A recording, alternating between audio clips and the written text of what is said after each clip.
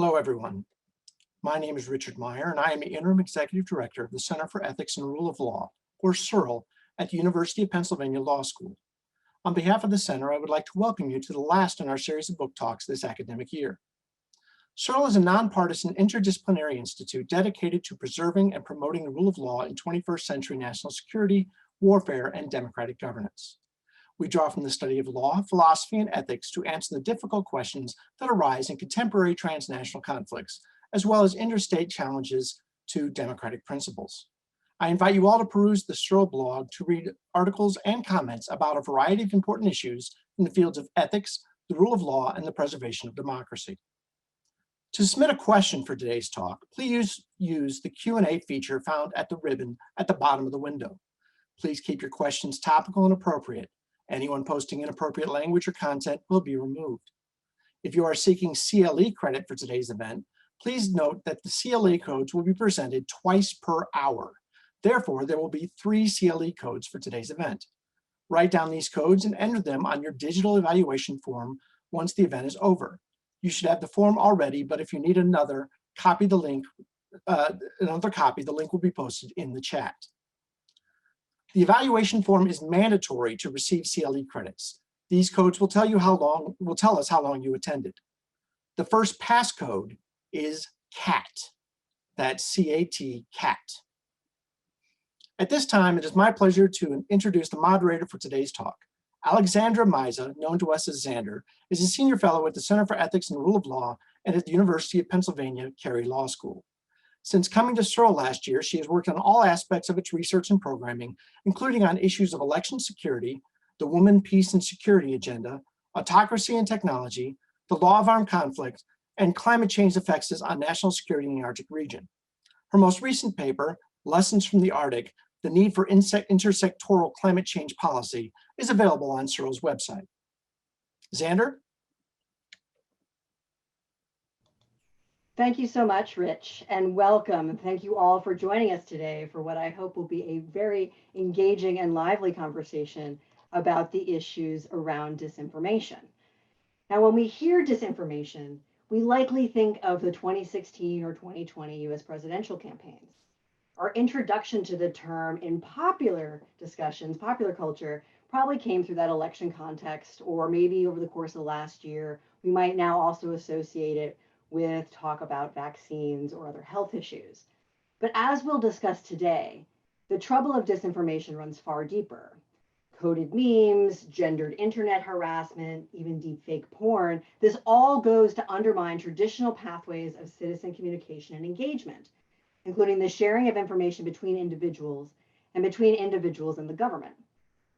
And such erosion of truth-telling erodes trust in our democratic institutions, which not only has ramifications for democracy in the United States, but given the United States' traditional status as a role model democracy, these issues have ramifications for democratic institutions around the world.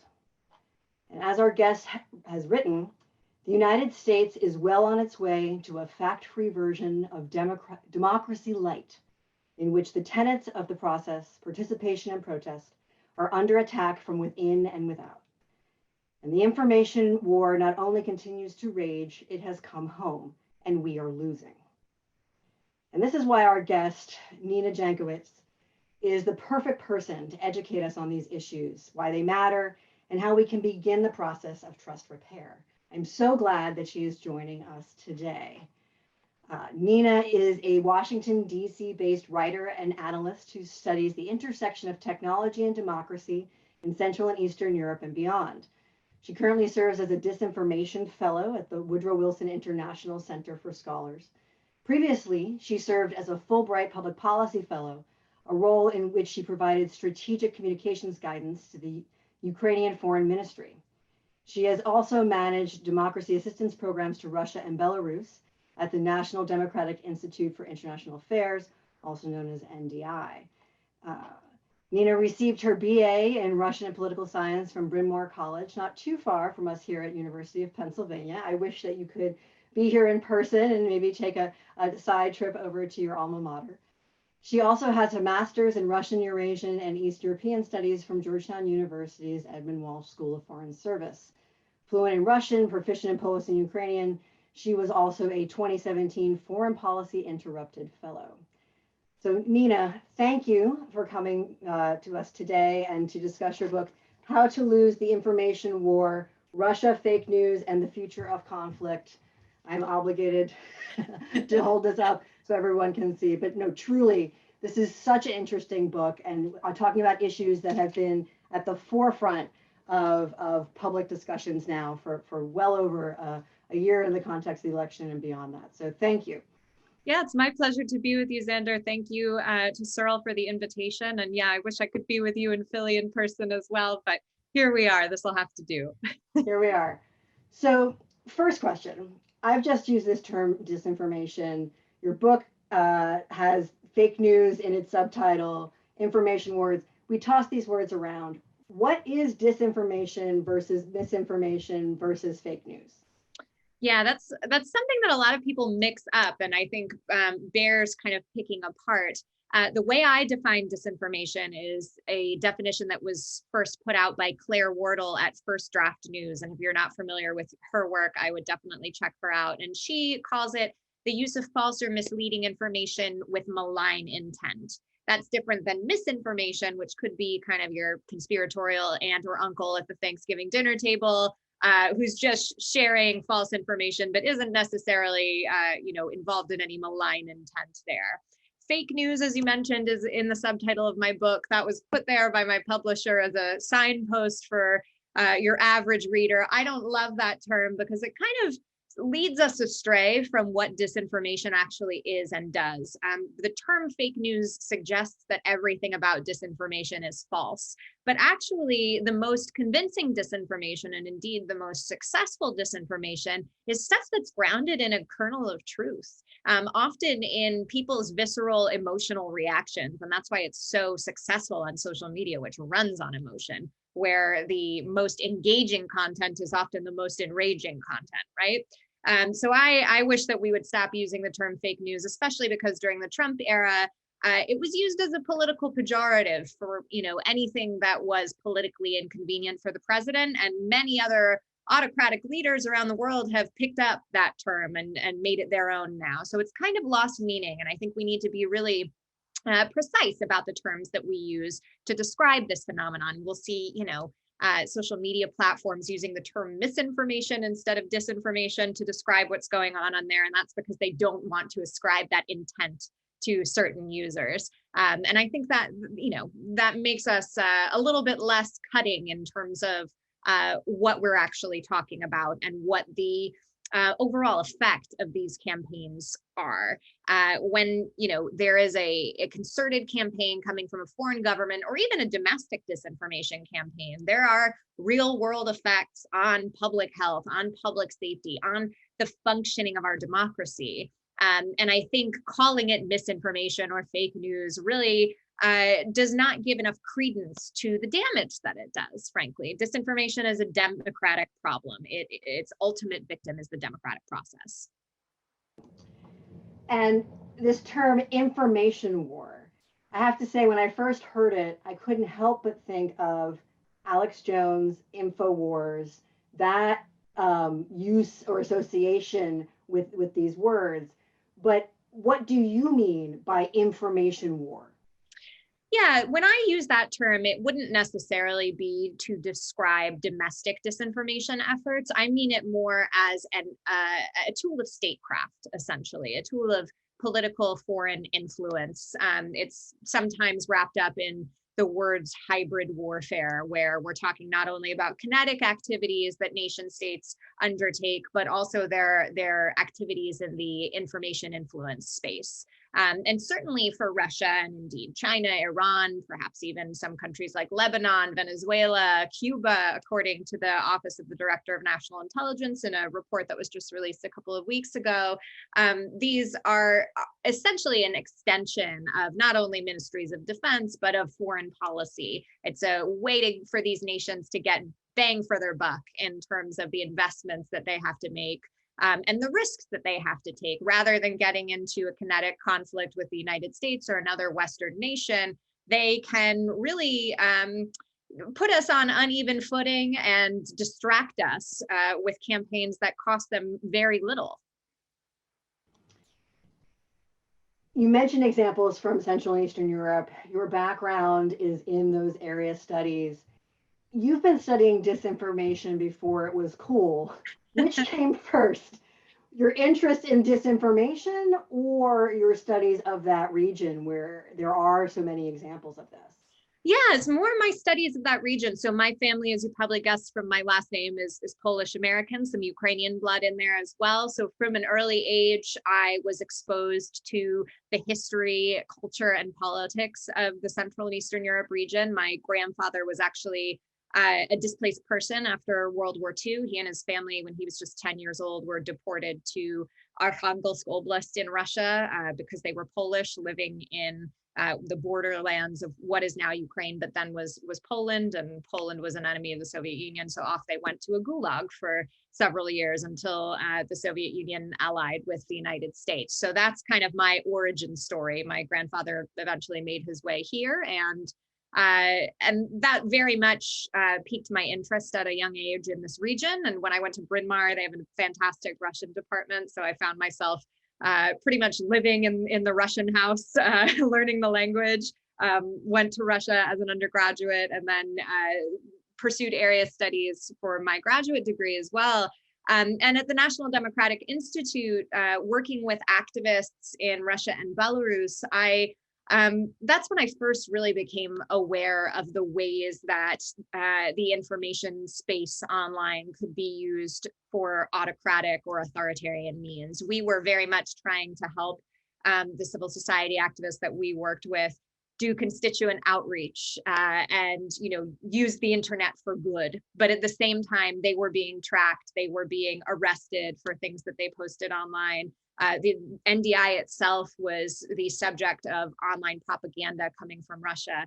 And when the Ukraine conflict broke out and Russia annexed Crimea and fomented an ongoing war in the Donbas region of Ukraine, it became clear at that point that Russia was up to something much, much bigger in the online space that extended beyond the borders of the Commonwealth of Independent States or beyond Russia itself. And it wasn't a surprise to me. I remember actually reacting with kind of just dread when I learned that the DNC had been hacked by Russia in the summer of 2016. It was clear to me that we were entering into something that was pretty, revelatory, and that we had been asleep at the wheel, essentially. And from my work in the Baltic states and in Poland, I knew what Russia could, be up to. And that was when I was in the process of applying for my Fulbright, and I knew the social media environment was going to be something that I wanted to study and work on there. And as everything unfolded in the lead up to the election, I shipped out in September of 2016. It was a fateful time. It became clear that was going to really, drive my interests and also my work in Ukraine. And it was extraordinarily instructive to be there on the front lines, as it were, of the information war, where, not only was my boss, the spokesperson at the Ministry of Foreign Affairs, contending with ridiculous Russian narratives that were coming out on a daily basis, there were also people dying as a result of disinformation, an indirect result, but still, it had a real effect on people's lives. And so fast forward to today, before January, I think many people, in fact, I was asked this in a recent congressional testimony I did, how does disinformation affect democracy? Isn't it just some silly stuff on the internet? And I've lived the opposite of that in Ukraine. And I really felt that, it was important to bring those experiences of our allies who have figured out the best practices and pitfalls of countering foreign and domestic disinformation to bear as the United States tried to navigate this situation. And unfortunately, I do think we squandered a lot of time the past 4 years. And in fact, have lost some of our credence in terms of our morals and values and our, role as an upstanding democratic country.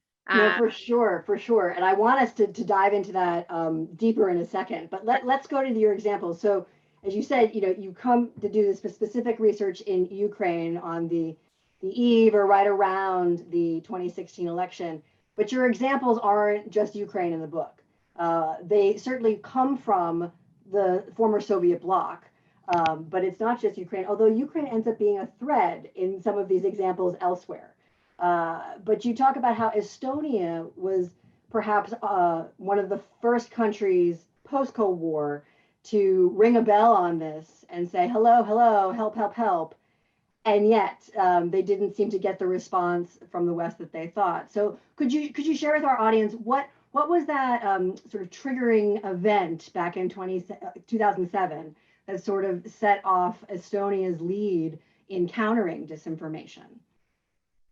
Yeah, so Estonia is a really interesting case study, and a lot of people might say that we can't, learn lessons from Estonia because it's a small Baltic country with only 1.3 million people, and the fissures along which their society is divided are very different than ours. The main fissure that was manipulated in Russian disinformation was the existence of a large Russian-speaking minority in Estonia that was left over after the fall of the Soviet Union. So in 1991, when Russian speakers, ethnic Russians, woke up in Estonia, they woke up in a new country where they didn't speak the language, didn't really understand the culture, and some of them even found themselves without citizenship because they couldn't pass an Estonian language exam. So they had what was called a gray passport and could go back and forth between Russia and Estonia, didn't necessarily have privileges to travel within the EU, certainly couldn't vote within Estonia, and essentially became de facto second-class citizens. And Russia seized on those grievances, and that's something important to note about Russian disinformation. Again, it's not something that's made up and spun whole cloth out of falsehoods. It is real grievances in society that are manipulated and amplified by Russia. And this, of course, is all pre-social media in 2007. So using the Russian-speaking state-sponsored media piped across the border from St. Petersburg, they were able to really exacerbate these tensions to say, your government isn't doing right by you. And they seized an opportunity in the removal of a statue in the center of Tallinn, the Bronze Soldier, which was a statue to Soviet war dead. It was also a tomb of the unknown soldier with some soldiers who had been killed in the quote unquote liberation of Tallinn. In reality, Tallinn. So from World War II, this is Yeah. part of the Soviet liberation. Okay. Yes, exactly. So the Nazis left Tallinn, they left a vacuum and the Soviets came in. And from then on until 1991, the entirety of Estonia was part of the Soviet Union. Of course, the United States never recognized that. But this statue had become a flashpoint in the early 2000s for Soviet nostalgists and Estonian nationalists who wanted to decommunize the country, and folks who looked back on the Soviet past with some appreciation. And a new government that was elected in 2007 decided to remove that statue. They said, this is becoming a threat to public safety. We're going to move the statue and the remains underneath to a military cemetery. And this was the flashpoint that Russia was looking for to illustrate all the ways that the Russian-speaking minority had been ignored and had been offended by the current government. And there were protests that broke out that were egged on by the Russian-speaking media. So this is an example of you have existing tensions, an existing issue identified by a state entity looking to say, this is something that we can pour some fuel on and use that to create then a growing problems elsewhere for the government. Yeah, precisely. And this created these protests, which, Tallinn is a pretty quiet city. This sort of event, which went over a number of days in Tallinn's historic downtown, destroyed some of the storefronts there. One person was killed, and it culminated in cyber attacks, which are the famous part of this story that most people know. There were Russian-sponsored, we think, cyber attacks that took down some media, some government services, which is a big deal in Estonia. They invented Skype, they vote online, they pay taxes online, they do everything online.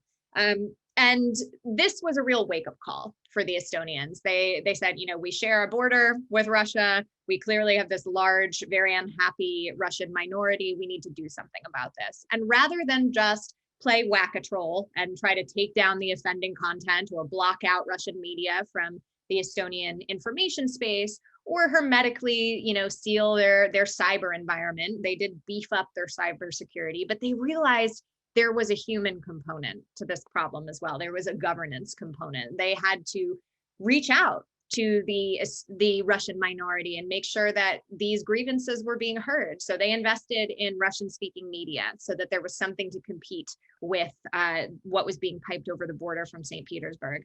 They invested in education for Russian speakers who hadn't really had access to university level education in Russian until that point. And they even moved the presidential administration just recently on a little sabbatical to the Russian enclave of Narva to kind of, as a goodwill gesture, say, hey, Russian speakers, you are Estonian too. We see you, we hear you, we care about what you have to say. And if you look at the polling, a shared Estonian identity, one that isn't incumbent on Estonian language skills or Estonian culture, but is more about Estonia's place in Europe, no matter what language you speak, is one that's really emerging now. And I think even though, Estonia is a small country, fewer fishers than the United States or other Western countries, if plucky little Estonia can take on this sort of holistic approach to countering disinformation, then what's stopping the United States? What's stopping any of our partners in Europe? Well, this happened in the late aughts, early 2010s, right, that this is going on. And yet we do not see as much preparation as perhaps experts like you would have wanted in advance of 2016 election, or it's not even just the United States, other elections happening in Europe and elsewhere. But let's take a moment to look at the US election space. Following 2016, there was a lot of talk about the role that some disinformation had played, role of social media, things like this. And yet in 2020, we did see some repeat of that, although efforts were taken. Your book was written before the 2020 election. If I understand right, most of it is probably up until 2018. You have an epilogue that comes in early 2019, just on the eve of the first impeachment trial, which relates to Ukraine, which is a refrain for today, the Ukraine thread. But looking back now, we've passed our 2020 election. What do you think the U.S. did well, and what's an example of that? And then, of course, I'm going to ask you what's something that we didn't do well. So let's start with a positive. Yeah, let's try to start with the positive. This is a story that's going to be familiar to a lot of people, unfortunately, because of the dramatic firing of the former director of the Center for Infrastructure Security, Cybersecurity and Infrastructure Agency, CISA, at the Department of Homeland Security. They were charged with protecting the infrastructure of our electoral system, helping states deal with cybersecurity, which is very patchy across the board. And in the United States, they really got them up to speed. And they also launched an educational effort to essentially pre-bunk rather than debunk, but kind of inoculate the American people to some of the narratives that we expected to see during the 2020 election cycle. And it was that pre-bunking about different, conspiracy theories about voter fraud and things of that nature that got the former director, Chris Krebs, fired from his job by President Trump. And we say in the Russia business very frequently, if you're getting called out by RT or Sputnik, you're doing your job right. I think in this case, Chris Krebs getting fired by the president is a badge of honor. And shows that he was doing good work. Now, all of that being said, they are a small agency within DHS. There is not enough interagency coordination on these issues across the federal government.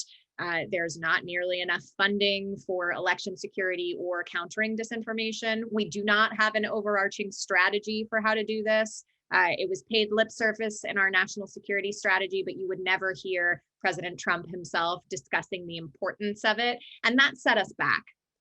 It means that when you don't have the highest levels of government acknowledging this problem and getting the troops to stand at the ready, that the civil servants within the federal government are not going to feel that they have the levity to really organize and to take initiative and to be creative in this area. And in fact, when it comes to disinformation, particularly of the Russian variety, most of that stuff had to be kind of hidden from the president and and Trump administration officials, because it was seen as kind of a ticking time bomb, and something that might get axed if it got too much attention. And that's, not only to our detriment as voters in the United States, but it's to the detriment of all of our allies as well, because the United States has enormous convening power.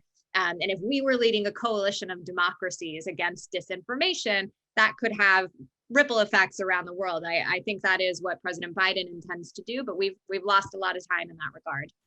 So, you mentioned that there was this internal within the United States government effort to preemptively re-inform or disinform, however you want to word it. And I'm reminded of another example from your book from the Czech Republic, where the Czech Republic, very well-intentioned, establishes a center against terrorism and hybrid threats in the government. They, through this, seek to be a fact check on certain parts of political speech, political process, but yet then they also encounter issues, in part because they are part of the government, and then things that are seen or perceived to be going on because they're affiliated with the government. So can you tell our audience a little bit more about that, having a government-based system on fact-checking, how that worked in the Czech Republic and what didn't work about it? Yeah, it's interesting because it came out with so much fanfare in January of 2017 when the center was first established. It was the first of its kind, really. And all sorts of NATO allies and even farther afield were saying, here's the answer to countering disinformation. We're all going to create these centers that are going to be totally tasked and subsumed with this job. And I was always pretty skeptical about it, because you don't want to have a government body involved with policing speech. And that was exactly the reaction that many Czechs had, having pretty recent historical memories of when that was absolutely the case in the former Czechoslovakia. They reacted very harshly to this idea that there would be a government fact checker, even though the Center Against Terrorism and Hybrid Threats, a very small portion of what they did was actually related to fact checking. Their mandate. So, go ahead. Yeah, so let me see if I understand this. So it's in the Czech Republic, part of the issue is that fact checking, even if it's to say, well, this statement is not true, that's seen as policing speech in a censorship kind of way. It has that overtone, or that's how it was being perceived? Yeah, absolutely. I mean, I think because of the legacy of communism, there were many people, including in the kind of liberal journalist class, who didn't feel that the government should have any power related to fact checking, and that should be the duty of civil society or of journalists themselves. There was also a bit of domestic disinformation involved in the startup of the center. So you mentioned they are called the Center Against Terrorism and Hybrid Threats. This was to make it more palatable to the Czech audience, and in particular, the president of the Czech Republic, who was very concerned about Islamic terrorism, and the entire Czech Republic was quite concerned about migration, even though they didn't take any migrants during the migrant crisis. They were very worried about this, and Russian disinformation really played on those narratives as well. So that's why they were couched in this way. But when it came out that actually they were going to be fact-checking narratives about migration and fact-checking the president potentially himself, they became a political target, which should sound pretty familiar to American listeners, I think. And as a result, they've been a little bit hampered by the initial scrutiny they were under, the initial fanfare that came out, and they're doing good work in training civil servants and trying to create a cross-government strategy for this stuff, but they've really lost a lot of political will in the Czech establishment, as well as with Czech citizens who believe they have a button to turn off the internet, and that's obviously true. So that kind of entity sounds very different than different from some U.S. efforts that have percolated. So you mentioned in your book, for instance, that there's something called the Global Engagement Center, GEC, based within the State Department. And that was formulated under the Trump administration, but had some slow going, I understand, in trying to actually get off the ground from that. Then we also have the Foreign Interference Task Force, FITF, by the FBI, founded in 2017. But it sounds to me like both of those might be outward facing from the United States, as opposed to from how you describe this Czech center, it is inward facing as well. Is that right? Yeah, that's right. So the State Department has some pretty strict stipulations about messaging to American citizens that they have to abide by. So the Global Engagement Center, except for educational activities that they do and interfacing with academics and things like that, is entirely focused at audiences abroad and programming, supporting civil society, journalists, et cetera, in places affected by state-sponsored disinformation. The FITIS, as they call it in the FBI, Foreign Influence Task Force, is a law enforcement body, essentially, that is working across the intelligence community and law enforcement to look at threats on social media, some cyber threats. It's kind of a cross organizational task force in that way, proactively attempting to identify the threats that might be occurring, not only during elections, but more broadly. And that also has to do with money laundering and things of that nature. I actually think they're doing a pretty good job. Some of the things that we've seen taken down from Facebook and Twitter over the past couple of years are tips that have come from the FBI. And I have to assume it's the folks at the Foreign Influence Task Force who have been dealing with that. Interesting. So in the United States, while we don't have then, I guess, a government entity that is doing that kind of objective fact checking, I think the top example, and this is not just a shameless plug, but here at Penn, we have factcheck.org for the Annenberg Public Policy Center.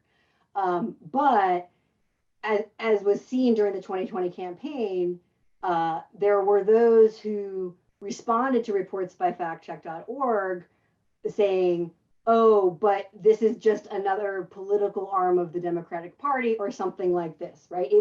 So here is an independent entity, so not government, not affiliated with a party, and yet it still has, it is politicized or put a partisan spin on it.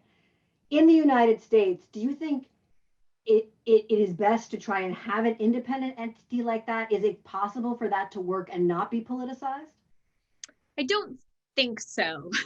The problem with fact checking, and this has happened in places like Ukraine, it happened in the Czech Republic, obviously. It's certainly, we're seeing it here. We saw it even in the UK during their parliamentary election, is that the audiences that fact checkers reach are not the people who are most vulnerable or most likely to adhere or amplify disinformation.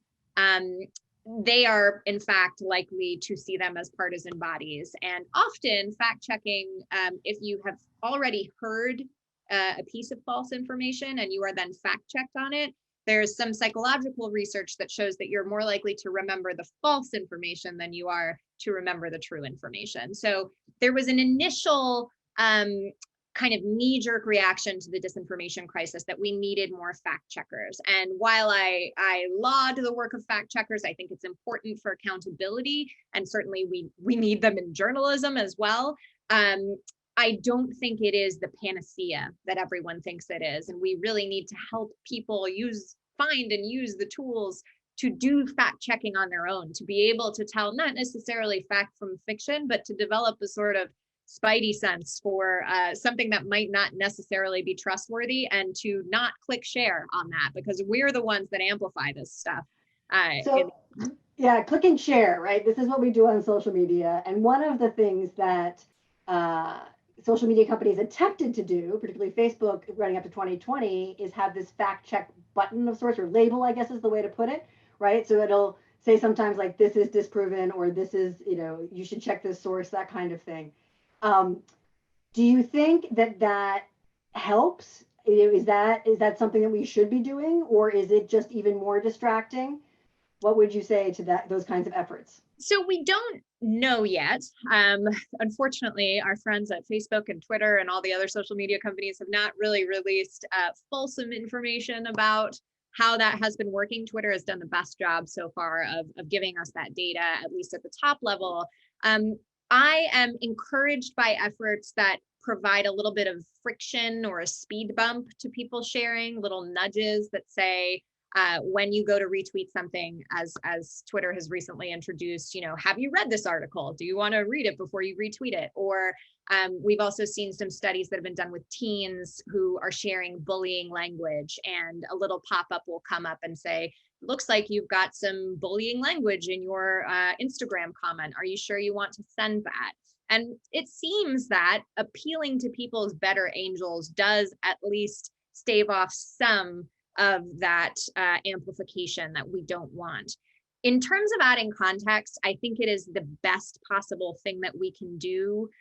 We don't want the platforms removing too much speech. They don't want to be the arbiters of truth. I don't want Mark Zuckerberg to be the arbiter of truth.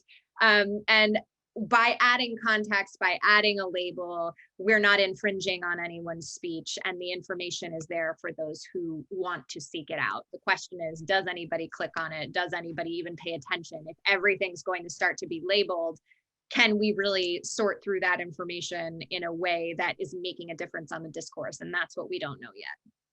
Yeah, and you bring up speech again, and there really is this tie between thoughts about free speech, which the United States has very strongly in a way that other countries in the world don't. Other countries in the world will tolerate limits on freedom of expression, is the way that the European Union, for instance, would describe it, in a way that we don't. And following 2016, there was a push for government to perhaps do more regulation of social media. Then following Charlottesville in 2017, particularly when it comes to speech, yet again, there was a call, okay, should we regulate speech? 2020 comes, should we regulate speech? COVID comes, right? On and on. But do you think that there is an appetite now for regulating speech? There certainly have been hearings in Congress about these issues, things like this. But will the rubber hit the road, and should it? Should it be the government who regulates these social media entities on this front? So I think it's clear that we're at a point that the airline industry or the car industry hit at one point where the harms being done from some of the things that are shared online are having real world effects. And that is government's role, to rein in industries that are having harmful effects on public safety, public health, and the functioning of our democracy. How that's going to look, obviously, is going to be very different in the United States than it is even in the United Kingdom. One thing that the UK is pursuing that I like is trying to measure the amount of harm that the platforms are doing, to hold them accountable based on their terms of service, because right now a lot of them aren't even adhering to their own terms of service. And in fact, there was just a lawsuit today from a group that against Facebook, I believe, that claimed that they were not upholding their own terms of service, and thus they didn't use this terminology, but weren't adhering to their duty of care for their users. That's the terminology that the UK uses. And the UK is considering fining the social media companies when they're found to not uphold that duty of care. So I think that's an interesting model. I think before we go further, I really want to see some mandated transparency before we make these decisions, because right now the conversation is so politicized on Capitol Hill. Every one of these hearings is kind of a divining rod for what side of the equation you're on. And it's just become about, viral clips on social media more than actual substance. And we need to know what content moderation decisions the platforms are actually making with raw data. I want to know how many reports they're getting and what they're doing with those reports. I want to know what the algorithms are deciding and how they are incentivized for individuals. I want there to be audits of those algorithms to see that, if people's speech is being infringed simply by machine learning that is trying to get them to be more engaged on the platform. We have broad ideas of how all of that works, but in order to have us all on the same page as we go forward and make policy, I think we need to start from some data. So hopefully we will see some sort of body created, a clearinghouse for that data that is staffed by experts, not political appointees, who can go through this and interpret it for the general public, for Congress, and then we can create rules from there. I like the idea of a sort of federal technology commission in the I guess we couldn't use T though, because we have the FTC already, but in the guise of the FTC, FCC, FEC, I think something like that could work. And we need to look at election law as well. Yeah, and on that front, I have to say, full transparency for the audience, I too used to work at NDI on Eastern European programming. I feel like I should say this because I will say, in the earlier days of social media, there was a lot of talk in the international elections community, for instance, about how this was a tool that was pro-democracy and encouraged the sharing of information in a way that was important for transparency and this kind of thing. But there does seem to have been this loop that comes back around. Are there lessons that you see in the regulation of social media space elsewhere that you think that we should be applying here, other than like the Czech example you've already explained, it was a mixed bag, but might there be others from your work in that space? Yeah, there are a lot. So Germany, of course, has pursued something called NetzDG, which is kind of takes away, I know we'll probably get into Section 230 in our Q&A if I am predicting this audience well, but it takes away liability that social media platforms have and makes them liable for removing content that is found to violate German law within a certain amount of time of being reported. It used to be 24 hours. Now I think they've extended that a little bit. And the result is that platforms are now over removing content in order to not get hit with those large fines. So they've updated their kind of classifiers that run their artificial intelligence based on German law. And what we've seen is a huge uptick in the removal of speech that might not even be contrary to German law, and this over removal of speech, which is bad typically for women and marginalized communities. And that's not what we want in the United States. We've also seen some efforts in places like Singapore, which has appointed a political body to oversee its fake news law. And that has essentially been used as a political cudgel against the opposition and opposition media, which are forced to label just by decree, essentially from the government, anything that the government finds politically inconvenient. A similar law was being considered in Ukraine, but has fortunately been tabled thanks to COVID. The only thing you can say thanks to COVID for, I think. They now have enacted a ban on some Russian-owned TV stations, which has some bad implications for freedom of speech as well, because if those powers are inherited by the next administration, which is perhaps less democratically minded than the Zelensky administration currently in power in Ukraine, we could see, again, a politically motivated crackdown on speech. So I think we need to be very careful. There need to be sunset clauses on any powers that are given to the government in that regard. And ideally, these aren't things that should be implemented by political bodies. It should be experts at the helm. But we've had disinformation as long as we've had not just states. I mean, you can imagine that just even any social group ends up with disinformation. Sometimes it's called gossip, but that's sort of part of how this works. The Cold War was filled with it. We had a U.S. information agency ourselves. We had outward-looking campaigns in other countries. Is disinformation all bad? Should the state have the power to disinform is there any context in which they should have that?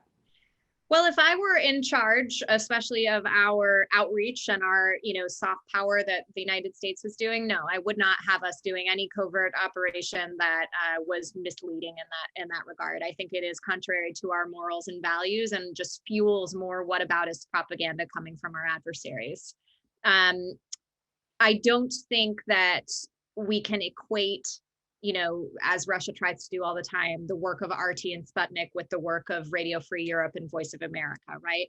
They're totally different things. And there is a difference between legitimate soft power and public diplomacy and these more covert, shrouded, malign activities that are, Russians masquerading as Americans attempting to suppress the Black vote during the 2016 election, for instance, or turning people out to protest on the streets that wouldn't have been there otherwise, which did happen.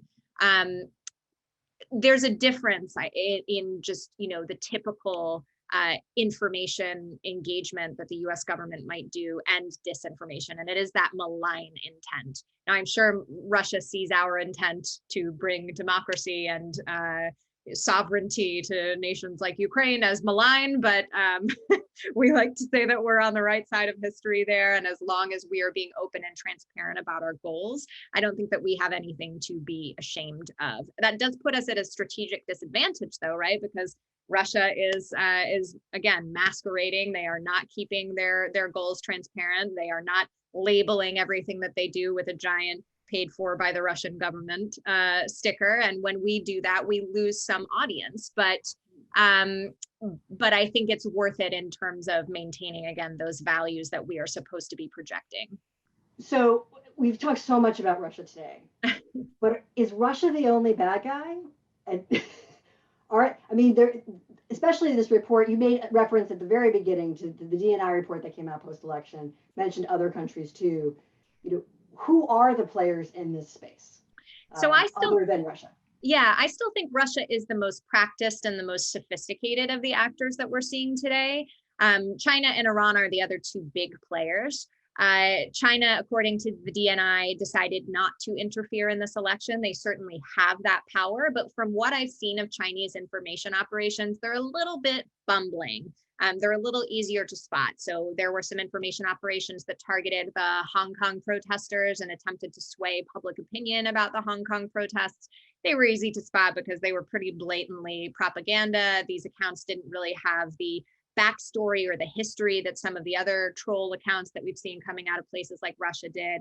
And Chinese diplomats are also engaged in what is called wolf warrior diplomacy, these kind of antagonistic tweets that they send denigrating the West and being quite bellicose about China and Chinese policy.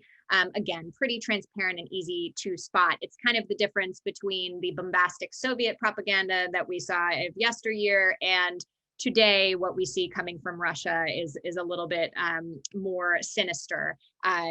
Chinese stuff more closely resembles the Soviet era propaganda. Iran has had some interesting campaigns. Listeners might remember the Proud Boys campaign in which Iran sent spoofed emails targeting voters saying that they were from the Proud Boys, and if they went to the polling place to vote in person, they would be met with violence. That campaign was blown open pretty quickly by the folks at CISA at the Department of Homeland Security, as well as the FBI. They found that campaign and I wouldn't say proactively, but very quickly reacted to it and put out a huge communique to the American people that they should disregard these emails and not be alarmed that they were safe at the polling places. So those are the three big actors, but we are seeing these tactics also used by Lebanon, Cuba, Venezuela, pretty much anybody with a social media account and a credit card. And not even that, you can do most of this stuff for free if you have a good understanding of how these platforms work. Can be targeted and can create these campaigns. And it's something that we have to be on the lookout for. And then finally, I'll just mention there's plenty of domestic disinformation as well. The same tactics that we see coming from foreign governments are now part and parcel of our political discourse. And that is extremely scary to me. So small d democratization of the ability to disinform is part of what's going on here. And in reading your book, you start talking there about some of the gendered aspects of the disinformation that you were witnessing in Eastern Europe. And following your book, you then, in late 2020, engage in a particular study on that issue. And if I understand it right, 2 months, late 2020, you follow 13 prominent female politicians, their social media, how they are spoken about in social media. Mm-hmm. And you make some really frightening discoveries, although if you speak with any woman who has an internet presence, she is not going to be surprised. And you used this word malign earlier as this distinguishing point about disinformation. And the title of this report that you released in January through the Wilson Center, Malign Creativity, How Gender, Sex, and Lies Are Weaponized Against Women Online. So how is this gender disinformation, how is this a national security issue? Yeah, this is a big deal for me.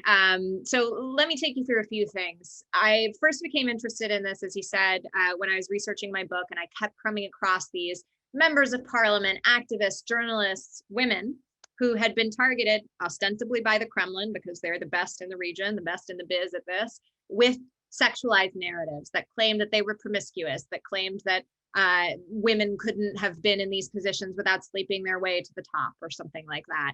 And nobody seems to be talking about the gender angle of disinformation. So I wrote an article about it, and this Wilson Center report is an attempt to get some data behind it as well. Everybody always wants numbers, and now we have the proof. So we looked at not only the foreign influence on certain journalists from China, Iran, and Russia. We did in-depth interviews with folks who have been targeted by those state-sponsored actors, but we also looked at the domestic disinformation against women. And we followed everybody from Kamala Harris to AOC to Susan Collins. This is something that is cross-party. It affects younger women more than it affects older women, according to our sample. But we found over 2 months on 6 social media platforms, and again, only following 13 candidates, 338,000 pieces of abuse and disinformation coming from 190,000 users, which suggests that people are doing this multiple times. 78% of that was targeted against Vice President Kamala Harris, and especially women of color face compounded attacks, or women with intersectional identities. Why is it a national security issue? When we have this endemic misogyny in our societies, and it is just seen as a cost of doing business for being a woman in public life, whether you're in politics or a journalist or just an academic on Twitter. That is an opening. That is one of the fissures in our societies that our adversaries can weaponize against us. And I just, in a separate study, looked at all of the Russian narratives about gender from Russian state-sponsored media in Russian language for all of 2020. And you better bet that those same narratives about Kamala Harris, about other candidates, about women in general in the West were echoed in domestic Russian disinformation. And that is a detriment to all of us. It's not just a detriment to the women who are the targets of the abuse. It's a detriment to every other woman who's looking at the tweets that are sent to Vice President Harris, to somebody who's looking at the comments on a YouTube video that Alexandria Ocasio-Cortez posts. It makes women think twice about whether they want to get involved at all. And we can't have a fulsome functioning democracy without women's participation. And our adversaries know that. So this is one of the main, I would say, rhetorical devices and narratives that they will use. And we've also seen an explosion in deepfake pornography, which you mentioned before. And I get really tired of these national security discussions about when will deepfakes be used to launch a nuclear war? How will they affect our next election? There are millions of women right now who have non-consensual pornography that has been fabricated and is circulating on the internet without their consent. And that is obviously hugely, if they know it exists, it affects their careers, it affects their personal lives. Imagine if something like that, a convincing deepfake porn film, were released by a foreign adversary against a political actor, against an official in the United States. Yeah, well, that's already been talked about, right? That's already been talked about with regard to our politicians. Yeah. And watching deepfake videos, while the technology may have first been used for pornography or whatnot, obviously this is going to come into the general public space and talking about other issues. And there are those who again say this, and you mentioned kind of like, oh, this is well, this isn't national security. This is just, stuff on the internet. You need to ignore it. But to your larger point, I would think that this is again about eroding trust in facts. And so wherever those facts may come, and perhaps in the domestic context, when it is about women in public life, because that in some ways is easier to disprove, it becomes also more corrosive because the general public thinks more like, oh, that can't be true, or they have some personal engagement or experience with it.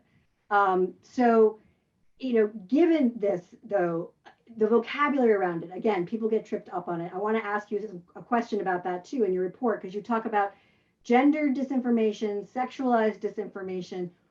What is the difference on that? It just shows somebody as a stereotype of their gender or misogyny? Isn't that just it? What is this distinction, and why does that matter?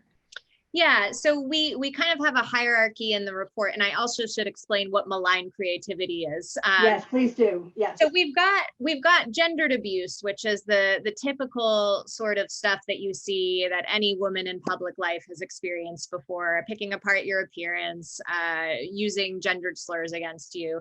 Then a subset of that is gendered disinformation. So that's false or misleading information that uses gendered tropes. So it might be, for instance, this is a big one that we tracked in the report, Kamala Harris slept her way to the top. Or it might be that Jacinda Ardern, another one that we found, is actually a man, that she couldn't be in the position of power that she's in. She is a trans man, and that's why she is where she is. Then there are these sexual or sexualized tropes.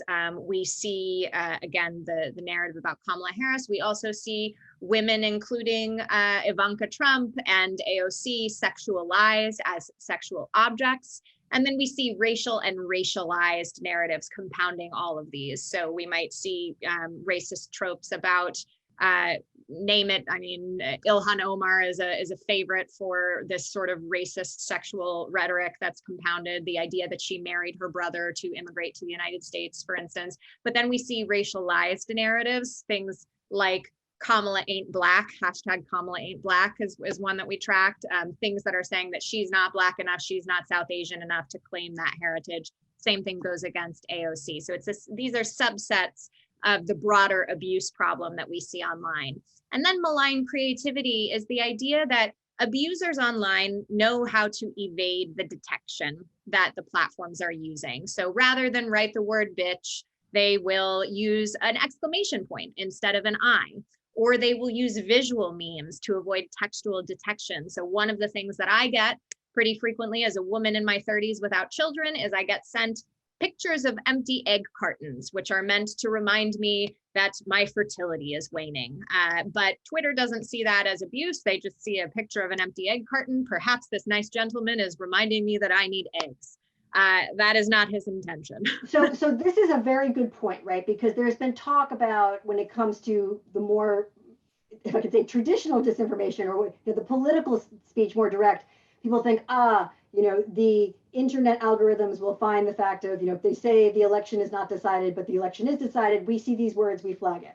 Or we say, you really mean this? But an empty egg carton, what do you do with that? Or, an image of Doc Marten high boots, right? Like to somehow, question either you're too masculine or you're not enough masculine, what have you, this sort of thing. When it's not words, how does that then, trip up the screening? And then this gets back to that original point, how to regulate this kind of talk online. And so it sounds to me like what your report points out is that through this gendered analysis, you can see some of the biggest holes in our greater disinformation system, or our framework against disinformation. We can see through this gender. Is that right? Am I understanding your conclusion there? Yeah, absolutely. And one of the biggest things that we found in focus groups and interviews that we did is that content moderators are lacking in context. They're lacking subject matter expertise. So they might not see that egg carton and understand what it is in the same way that they might not see a violent threat against someone in Burma, where Facebook actually was instrumental in this fomenting of genocide there against Rohingya Muslims. We really need those platforms to be investing again in upholding their duty of care. And right now, not only 50% of users, although now I just learned today there are actually only 30% of Twitter's users are women these days. It's gone down from 50% because of the abuse that so many women face there. But 50% of the world population is subject to this online on a daily basis. And the platforms are built for and by white men, white cisgendered men. And they need to do better by the rest of us. This shouldn't be a cost of doing business. And by solving these problems, the deepfake porn problem, the abuse problem, that'll have repercussions in a positive way for how we address all these other national security problems. I want to echo one of the things you said, because I think it is so important, which is the intersectionality of it. So yes, there is women and men, but it's not just that.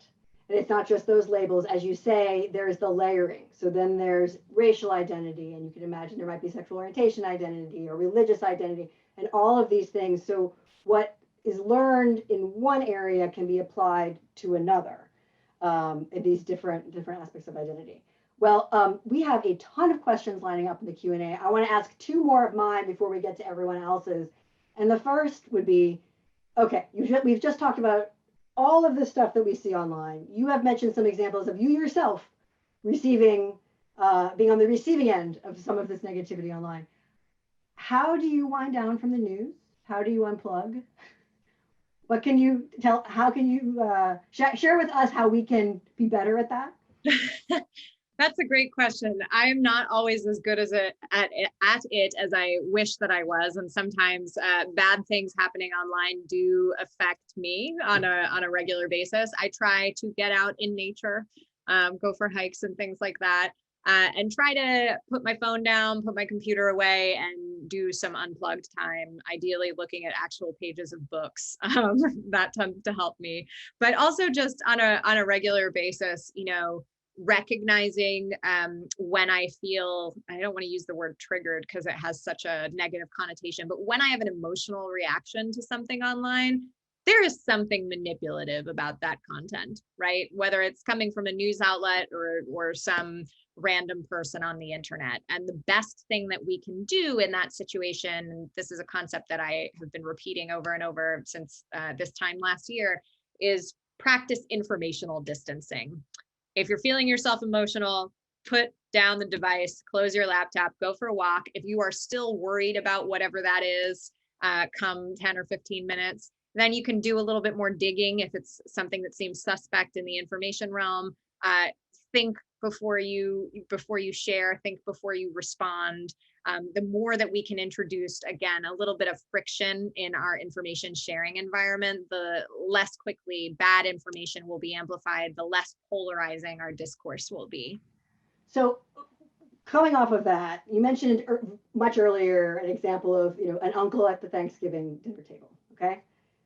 So let's, you know, we see something or someone's saying something and we want to say something, but we don't want to be like, that's not how any of this works, which is a feeling a lot of us have. Can you give us, let's say, two concrete things that we can do as individuals, me, one person? What are two things I can do when I'm encountering disinformation on a person-to-person level? Yeah. How can I respond? So in a constructive way, as opposed to me just shaking my fist. That's what we all want to do. The first and most important thing is to not do it publicly, which I know is what we all want to do. We want to just say, here's a link to Snopes or PolitiFact or whatever, and you know, check your sources, you're wrong. That is the worst thing. It tends to make people dig in more. So find a way to get in touch with that person. Hopefully you know them personally. You can DM them, you can pick up the phone, send a text message, whatever, call even, Zoom. And when you're having that conversation, this is the second point, you want to make sure that it's not starting with that fact check either. You have to understand where they're coming from and why that information was appealing to them. So ask them a question, try to understand why they are sharing it, why they believe that whatever it is that they're sharing. And it might be, you know, they have found community in the Facebook group that shares QAnon conspiracy theories. It might be that they feel, you know, economically left behind by a policy that has been, you know, rolled out over the past couple of years. And this is a more convincing explanation for why they've been left behind than any of the less sexy ones. Understanding that is really helpful. And then you can kind of, from there, point them to some more authoritative sources and say, okay, I know, I hear you, you care about child trafficking. You want to make sure that that stops. Rather than looking at Save the Children and QAnon, here are some sources about how you can get more involved and support organizations that are actually doing something to stop it. And they're not about satanic cabals. But it's a long process. It's not something that can happen overnight. And I think most people, in the heat of the moment, again, they just want to fact check it, they want to debunk it and move on. But it's more like removing somebody, helping them get out of an extremist situation than it is fact checking. It's got to be a long, emotions-based, empathetic conversation. Thank you for that. We all hope for it. I'm sitting here and I'm like, yeah, that's me. I need to be better at this, right? And I think maybe that's the first thing that we all need to do is acknowledge we need to be better as well. So, as you mentioned, perhaps, not thinking before retweeting, thinking before posting, there's that aspect to it. And then perhaps the disengage. I mean, that is the personal lesson I'm taking from what you're saying. But there's much more to it. And this was a slow burn in coming about. It's not an easy fix, is the other thing I certainly take from your book, because there are echoes again and again throughout these countries of how these things have happened. And even if there's a desire to change in response to them, that doesn't mean that the next place gets it all right. Right? But maybe we can slowly chop away at that. And that leads to, I think, one of the first audience question here. You touched earlier upon there being some changes perhaps between what was done under the Trump administration and the Biden administration. But a member of our audience would like you to elaborate on that and perhaps identify how the US particularly dealt with disinformation as to Russia and China the last 4 years, and what do you see changing about that in the next 4 years? Sure. So we have a lot, in fact, of sanctions on Russia. They're in part related to the annexation of Crimea and ongoing destabilization in Ukraine. But we also had some exchange of diplomats, we might say, after the 2016 election. And we've certainly issued a bunch of warnings. Now, that hasn't really deterred Russia from any of its actions, because as I mentioned before, these are extremely low cost actions in the grand scheme of things. I think the Internet Research Agency's budget over a year was something like $12 million. I mean, that's pennies. It's pennies even for Russia. It's just not enough to deter. We have beefed up our cyber capabilities. I will say that we have invested more in programming abroad in the areas that are affected by state-sponsored disinformation. What we have not done enough of is messaging to the American people and investing in repairing the fissures that our adversaries are exploiting so much. And so the biggest shortcoming of the Trump administration, frankly, in my view, was as I mentioned before, the lack of acknowledgement from President Trump himself that this was a problem, and in fact, the shock that Russian disinformation could be a problem, which he continues to repeat over and over, even in his post-presidency life, as well as the sharing of disinformation by the Trump campaign, by the president himself, by the White House, and by members of Congress. That leaves us open to so much manipulation, and it is going to take a long time for us to repair that, and our adversaries are taking advantage of that. In terms of China, the Trump administration really wanted to make China a big thing, but actually we found out from the ODNI report that China decided not to interfere in the 2020 election, despite these repeated warnings that we heard from the Trump administration, politicizing this intelligence to a narrative that was fitting for them. So I hope to see in the Biden administration much more transparency about what the intelligence says, even if it's not particularly politically convenient for President Biden. I hope to see President Biden continue to underline the threat of disinformation, which he did in his inaugural address.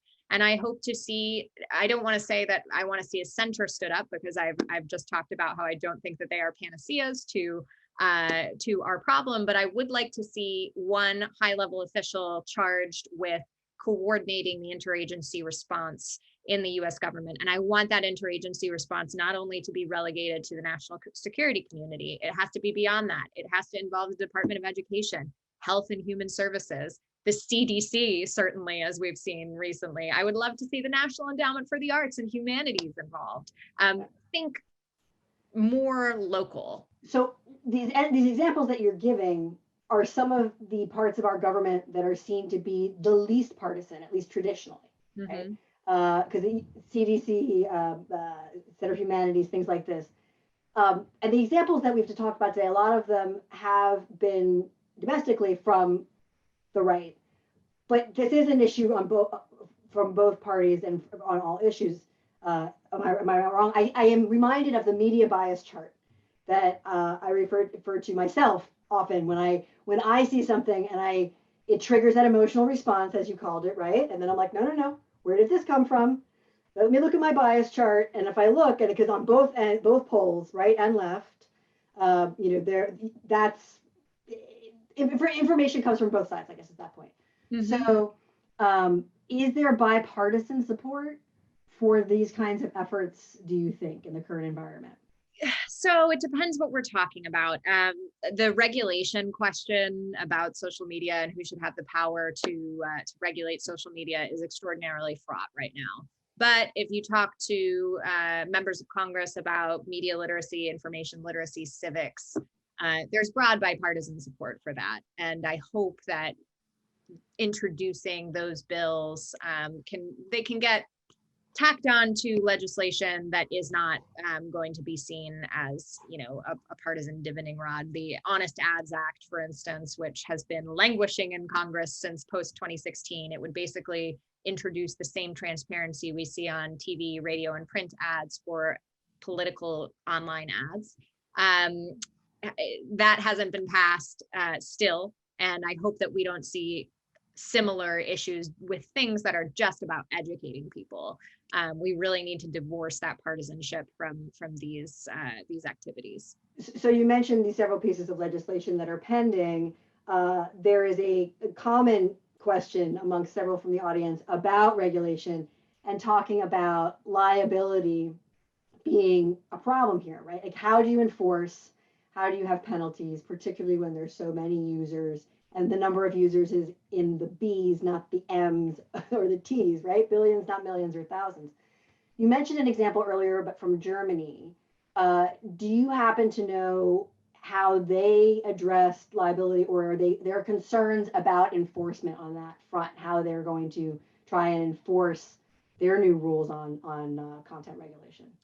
Yeah, so as I understand it, they have reporting that goes up through law enforcement, and then that's shared with the platforms. And again, the platforms are required to remove that content if it is found to be in violation within 24 or 48 hours. It's an extremely quick turnaround time, which doesn't allow for a lot of nuance. And that's why we saw a lot of that over removal. And they're not concerned, frankly, with liability and infractions on freedom of speech or freedom of expression the same way that we are here. They in Germany have some of the strictest speech laws as a reaction to Nazism, frankly. So on that point, I should just take a moment to say this is Holocaust Remembrance Day, April 8th. It is. So I would like to note that for the moment. Yeah. So in terms of Section 230 here, I mean, it's interesting. I was just talking to some folks from Mexico who work in the regulation space, and the Section 230 of the Communications Decency Act and limited liability for internet platforms is actually baked into the US-Mexico-Canada trade agreement. It is part of Article 19, and it says that Canada and Mexico are not allowed to remove platform or to require platforms to be liable. So if we have some changes to Section 230 here, or if Mexico or Canada would like to pursue platform liability, that whole trade agreement is going to need to be at least looked at, if not that part renegotiated. So this touches upon one of our audience questions, because an audience member asked, are there international agreements that govern disinformation campaigns by foreign governments? Is there any organization that manages grievances by sovereigns regarding disinformation campaigns? And so what you've just mentioned from the new NAFTA is slightly different than this, but are you aware of any talk percolating, shall we say, internationally about coming to some kind of international framework, if not, an enforceable with penalties, at least some sort of framework for approaching these issues internationally? Yeah, there are a couple of things. So the EU has a code of conduct on disinformation that I think, in my opinion, has been a little bit toothless. There are suggestions that platforms have. They are suggested to file transparency reports, but there isn't a lot of follow through, and there certainly aren't penalties for platforms if they don't comply.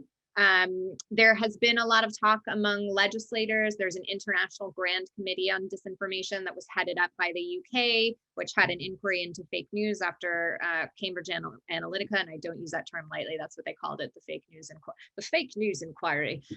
That's been interesting. It has brought together all sorts of powerhouses legislatively who have brought tech executives to testify before them and really held their feet to the fire. And I think that is a useful show of solidarity. There's also a Transatlantic Election Integrity Commission, which is headed up by a bunch of democracy specialists across the transatlantic community. They put together a pledge on election integrity that has been signed by candidates all around the world. The only American politician who signed it was Joe Biden. And Elizabeth Warren did put out some principles about counter disinformation and not using disinformation in her own campaign. But to my knowledge, those are the only two politicians at the national level who have taken that sort of pledge in the United States. And I would love to see more politicians on both sides of the aisle taking that pledge so that there is a standard to hold them to in terms of what sorts of information they're trafficking in. And we can disincentivize the use of disinformation in international and national politics. There are a couple of audience questions as well, again, on this regulation front, but I promise this is a different angle. Given how important the internet and social media has become to not just United States communications, but globally, should the United States regulate them, social media that is, or the internet as a utility? And that's what, that comes from specific audience questions, but I would also add, Justice Thomas this week said during a recent speech that writing the social media companies are sufficiently akin to common carriers like public utilities. He argued that they should be regulated in this manner. So, which I think him saying that, writing that this week, is something that surprised some people because, again, there's this thought that it's not a bipartisan issue. Do you think that these companies should be regulated like utilities? Is internet now so essential to us in that way? It's interesting that the audience brings that up, and certainly I've thought of it that way from my experience living in other countries and the way these platforms are used. I often get ridiculed on social media when I criticize the social media platforms by people who say, well, I deleted Facebook a long time ago. And I think that's nice for them. But for many people all around the world, Facebook especially is the internet. In fact, in places like Brazil and Ukraine, social media companies are subsidized by telecoms. Like your access on your cell phone plan to Facebook, WhatsApp, to Twitter is free because people would not be able to pay for their cell phone bills if they were charged for their access to those companies. So it is a utility for many people, and certainly many Americans rely on social media to get their news. News organizations now are relying on social media to put their messages out. I don't think it is beyond the realm of possibility that they be regulated as utilities, but I do think that the social media companies will fight that tooth and nail. That is not what they want.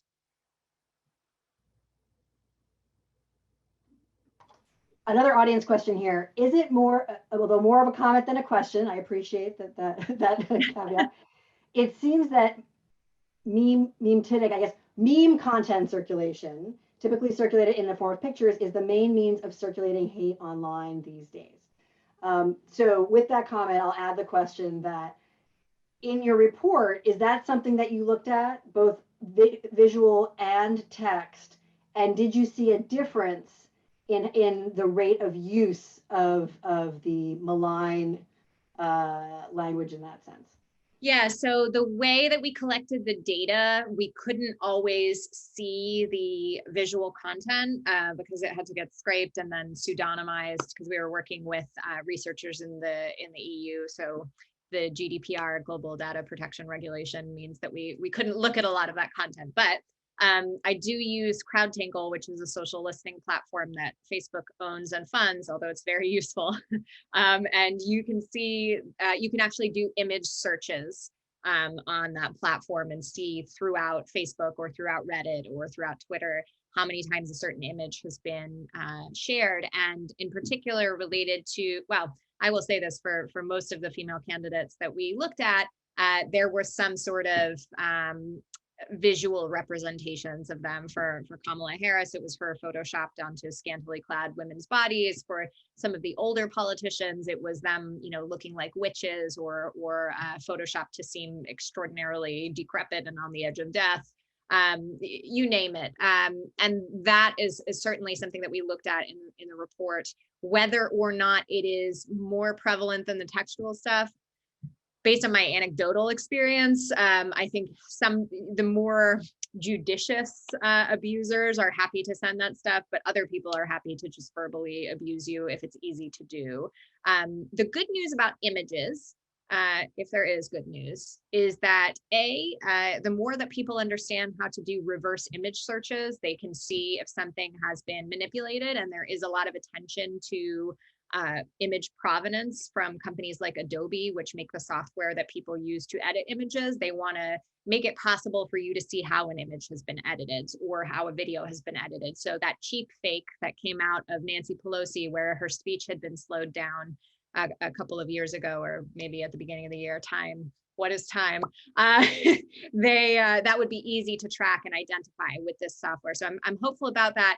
And then additionally, on the social media content moderation side, for terrorist content, we have developed, I'm certainly not involved in this, but the social media companies have developed the Global Internet Forum to Counter Terrorism, GIFCT, and they have a shared hash database, and every image or video is assigned a hash code. And throughout all of their platforms, they can then search and identify that terrorist content. So a similar thing could happen to identify visual disinformation, to identify deepfakes and remove that. The question is there political will for that? And we haven't seen the same approach to disinformation as we have to terrorist content. And algorithms, again, may not fix this, although if there's this coding that you're talking about, maybe that would help. But otherwise, sometimes a frog is just a frog and not a symbol of white nationalism. And sometimes an egg carton is, hey, honey, pick up some eggs. It's not something else, right? And how do we deal with that? So you've used the word deepfakes a couple of times. Someone in our audience actually asked for a definition of that, right? So deepfakes, not fake news. Deepfakes means something else. So deepfakes, what do we mean by that? Yeah, so deepfakes are using machine learning, deep machine learning, to train a computer to be able to create visual imagery, sometimes even sound, that looks pretty real to the naked eye. There are pretty crappy deepfakes that you can do on the internet that take your face and show you singing a silly song, but there is sophisticated technology that you can pay for, where you can send in a couple of pictures and it will show you doing something or saying something you've never done. You may have seen the deepfakes of President Obama. There was a recent deepfake of Tom Cruise saying silly things on TikTok. Again, these are not visible to the naked eye. Right now, they take a lot of computing power to create and many months, but there are some bots and other services online, again, that will take your money and the pictures of your ex-girlfriend and create non-consensual deepfake pornography that is fairly convincing for a small fee, and that is likely to be spread to other corners of the internet very soon.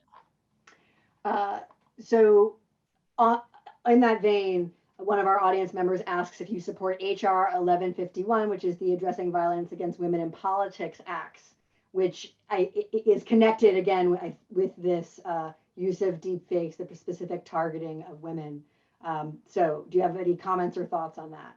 Yeah, I think we need more legislation like this, frankly. And just a couple of weeks ago, we saw finally the renewal of the Violence Against Women Act, which had lapsed under the last Congress. That has been reintroduced, but I think there need to be special protections and special attention paid to women in politics and public life, because they are subject, and our research is not the only one that shows this, but to much more vitriol,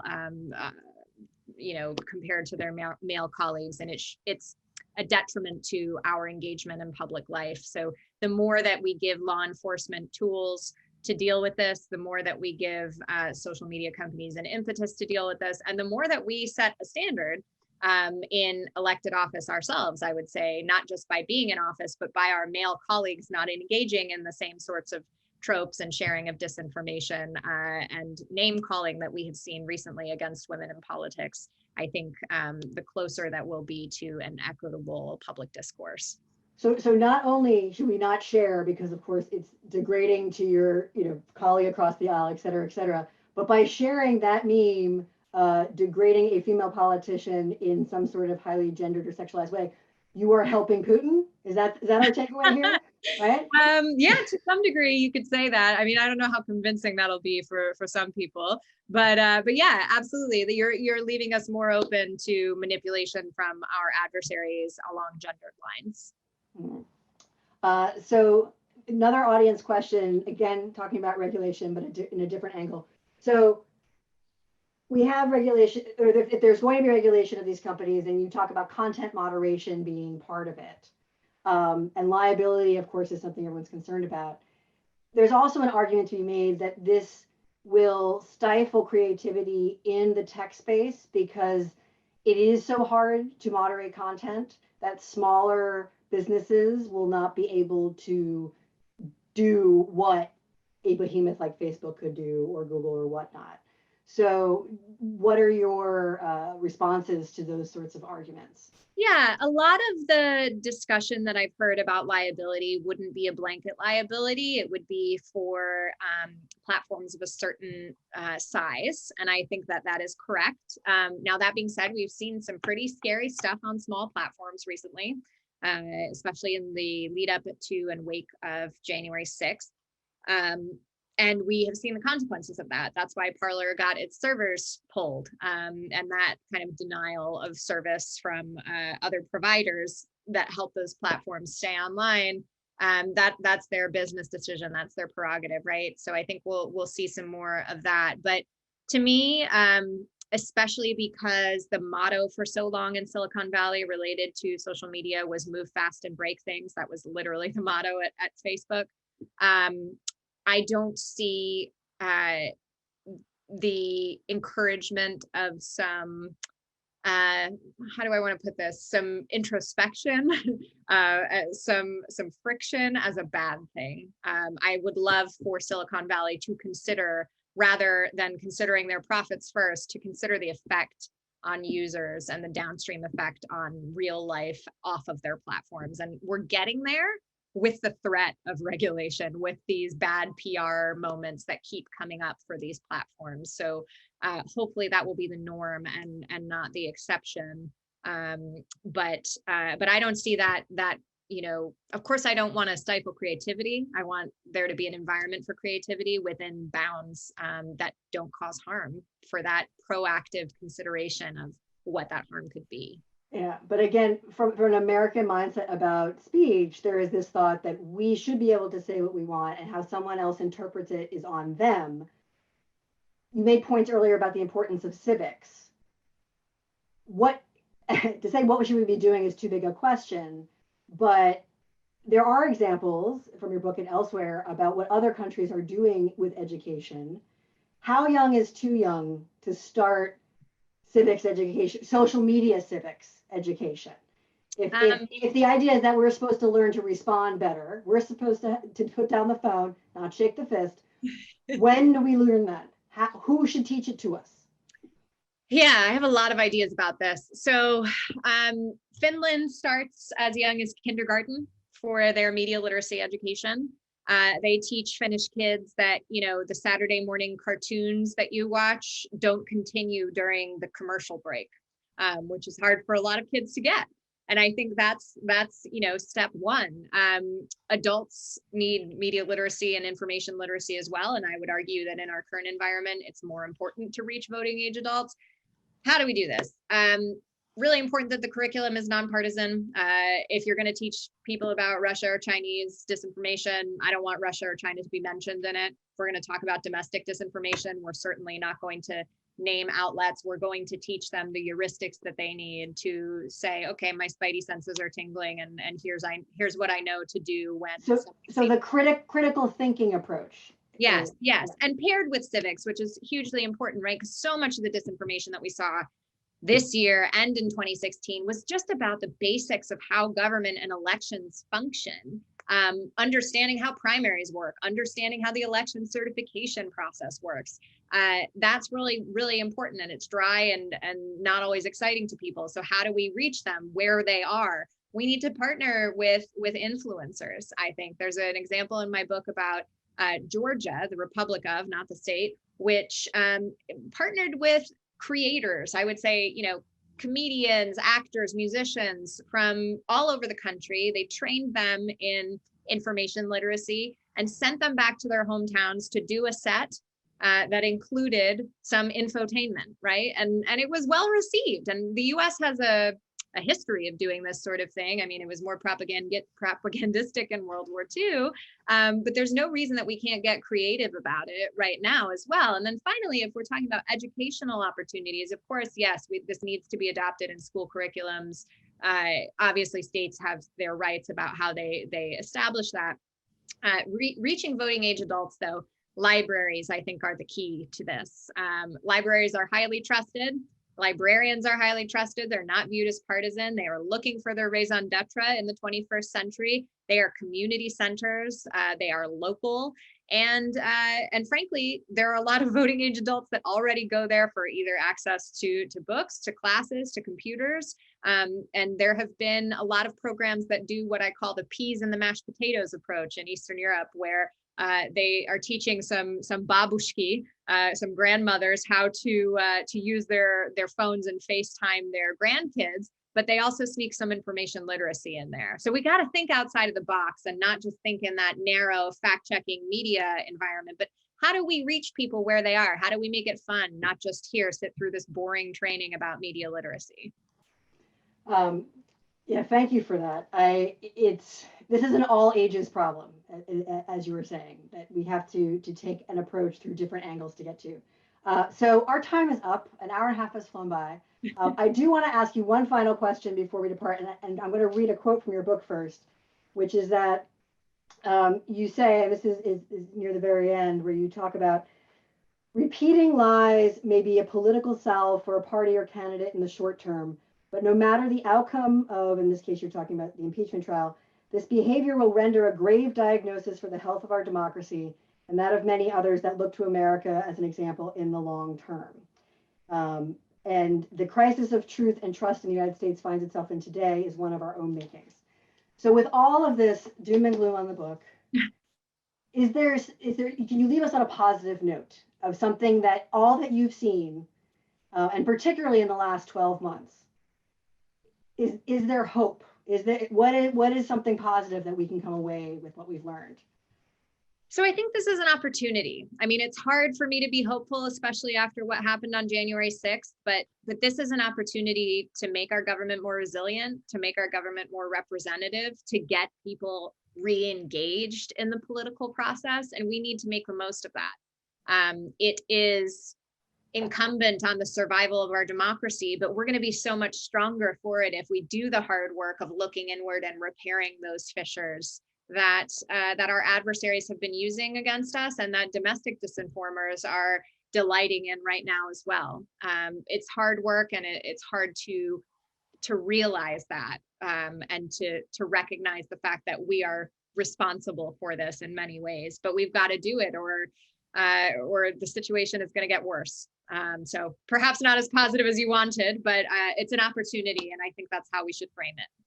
Well, thank you. I have to say, this has been so engaging. I will tell you, we received a record number of questions today for this session compared to our prior online book talks. And this is clearly an issue that we're going to be wrestling with, not just for a year or 4 years. This is a generational issue that we're going to tackle. So thank you so much for sharing your time today. On behalf of our audience, thank you so much. And we look forward to hearing what next you come up with from the disinformation fellow position at Wilson and elsewhere. Thank you so much, everyone. Have a great afternoon.